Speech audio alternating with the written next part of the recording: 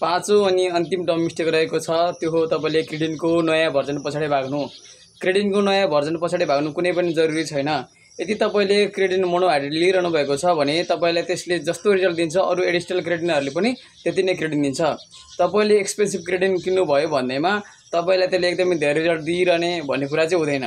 म यो रिकमेन्ड गर्छु कि तपाईले क्रिएटिन लेख्दाखेरि अन फ्लेभर लेख्नु होला अनि क्रिएटिन मोनोहाइड्रेट लिनु होला, जसले तपाईको बडीमा दिनुपर्ने सबै चाहिँ बेनिफिट त्यो क्रिएटिनले तपाईलाई दिन्छ। र अब अन्तिममा तपाईहरुलाई क्रिएटिन केसँग लिने भन्ने कुराको कन्फ्युजन हुन सक्छ। क्रिएटिनलाई तपाईले चाहिँ पानीसँग लिन सक्नुहुन्छ अनि प्रोटिन सेकसँग लिन सक्नुहुन्छ, जुन चाहिँ तपाईले जिम गरेको अन्तिममा लिँदा पनि बेटर नै हुन्छ। र तपाईले कफीसँग पनि लिन सक्नुहुन्छ र ग्लुकोजहरुसँग पनि लिन सक्नुहुन्छ। रिसर्चले के भन्छ भन्दाखेरि तपाईको बडीमा हाई ग्लाइसियम, जसमा चाहिँ तपाईको ब्लडको मात्रामा सुगर बढाउने तत्व जुनमा हुन्छ त्यो सबैसँग तपाईले क्रिएटिन लिँदा एकदमै तपाईले बेनिफिट लिन सक्नुहुनेछ। धन्यवाद।